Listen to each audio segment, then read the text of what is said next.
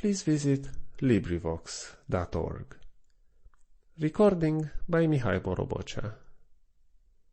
The Wonderful History of Peter Schlemihl, The Man Who Lost His Shadow, by Adelbert von Chamisso. Translated by Frederick Henry Hedge. Chapter 2. At length I came to myself and hastened to quit the place where I had nothing more to expect. In the first place, I filled my pockets with gold. Then I secured the strings of the purse fast round my neck and concealed the purse itself in my bosom. I passed unobserved out of the park, reached the highway, and took the road to the city. As, sunk in thought, I approached the gate, I heard a cry behind me. "Young gentleman, here you!" I looked round. An old woman called after me. "Do take care, sir, you have lost your shadow." "Thank you, good mother." I threw her a gold piece for her well-meant intelligence and stopped under the trees. At the city gate I was compelled to hear again from the sentinel, "Where has the gentleman left his shadow?"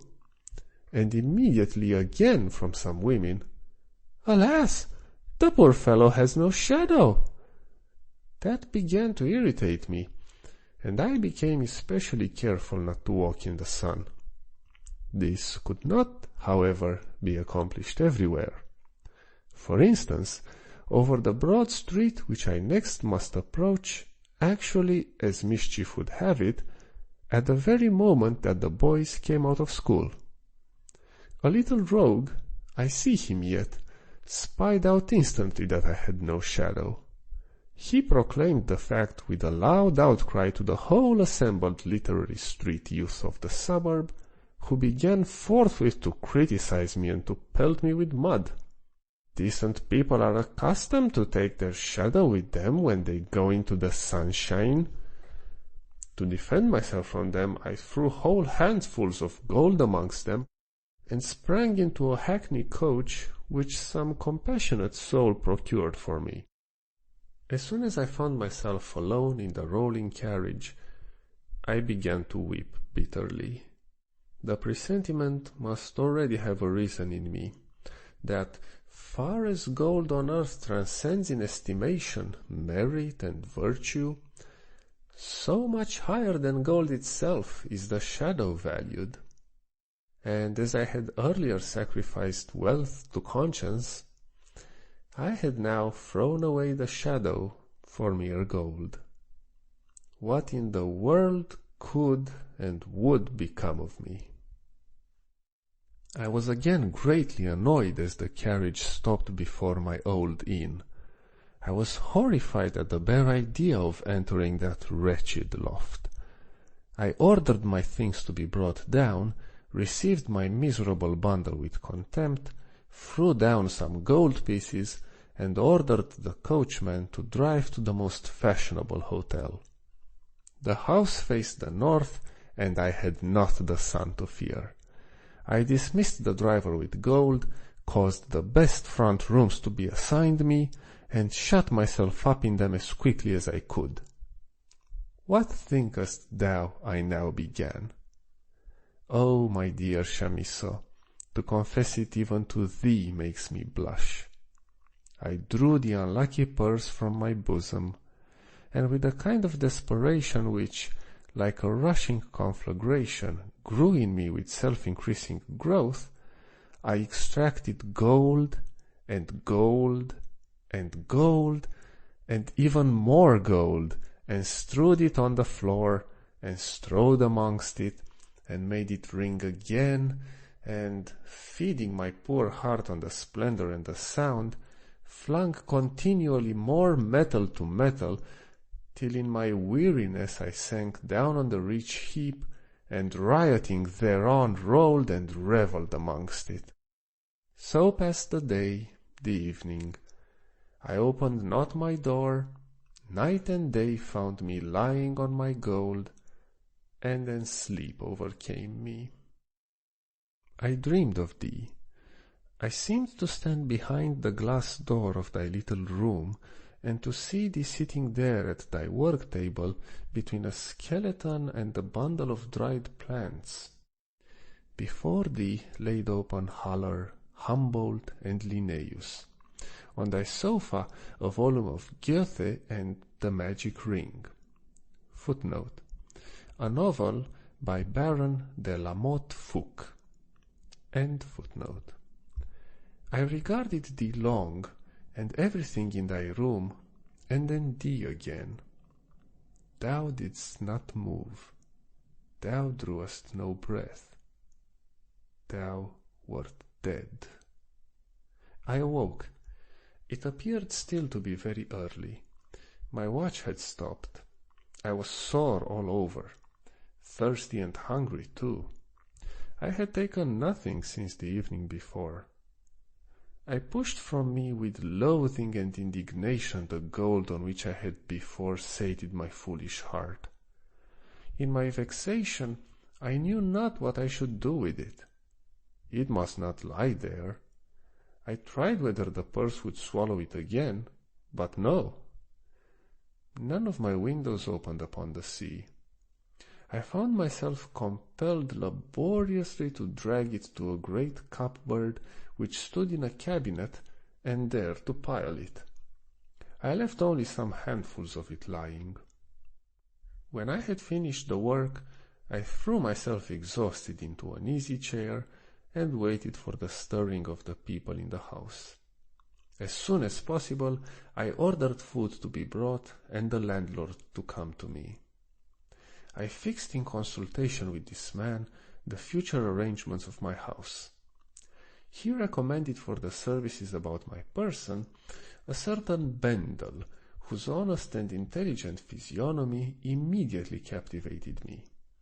He it was whose attachment has since accompanied me consolingly through the wretchedness of life, and has helped me to support my gloomy lot. I spent the whole day in my room among masterless servants, shoemakers, tailors, and tradespeople. I fitted myself out, and purchased besides a great many jewels and valuables for the sake of getting rid of some of the vast heap of hoarded up gold, but it seemed to me as if it were impossible to diminish it. In the meantime, I brooded over my situation in the most agonizing despair. I dared not venture a step out of my doors, and at evening I caused 40 waxlights to be lit in my room before I issued from the shade. I thought with horror on the terrible scene with the schoolboys, yet I resolved, much courage as it demanded, once more to make a trial of public opinion. The nights were then moonlight. Late in the evening, I threw on a white cloak, pressed my hat over my eyes, and stole, trembling like a criminal, out of the house. I stepped first out of the shade in whose protection I had arrived there, in a remote square, into the full moonlight, determined to learn my fate out of the mouths of the passers-by. Spare me, dear friend, the painful repetition of all that I had to endure. The women often testified the deepest compassion with which I inspired them, declarations which no less transpierced me than the mockery of the youth and the proud contempt of the men, especially of those fat, well-fed fellows who themselves cast a broad shadow. A lovely and sweet girl, who, as it seemed, accompanied her parents, while these suspiciously only looked before their feet, turned by chance her flashing eyes upon me. She was obviously terrified. She observed my want of a shadow, let fall her veil over her beautiful countenance, and, dropping her head, passed in silence. I could bear it no longer. Briny streams started from my eyes, and, cut to the heart, I staggered back into the shade. I was obliged to support myself against the houses to steady my steps. and wearily and late reached my dwelling. I spent a sleepless night. The next morning it was my first care to have the man in the grey coat everywhere sought after. Possibly I might succeed in finding him again, and how joyful if he repented of the foolish bargain as heartily as I did. I ordered Bendel to come to me. He appeared to possess address and tact. I described to him exactly the man in whose possession lay a treasure without which my life was only a misery. I told him the time, the place in which I had seen him. I described to him all who had been present, and added, moreover, this token.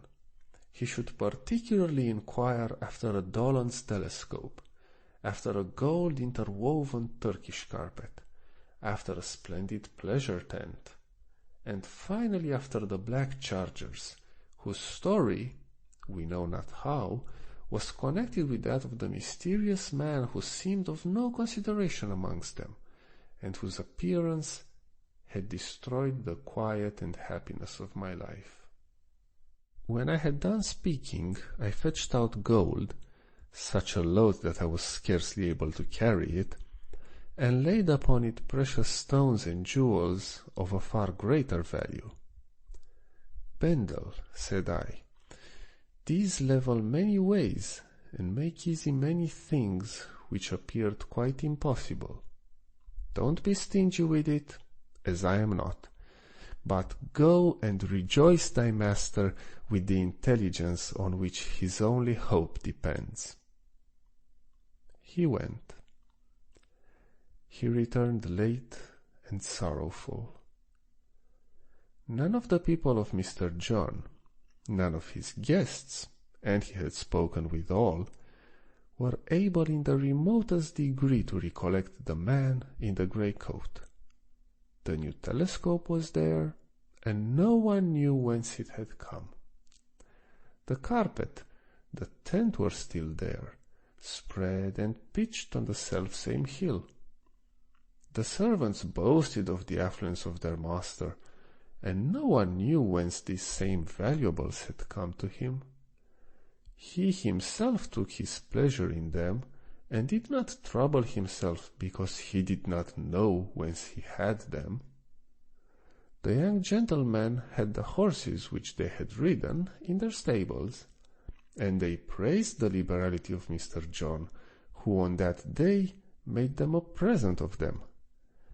Thus much was clear from the circumstantial relation of Bendel, whose active zeal and able proceeding, although with such fruitless result, received from me their merited commendation.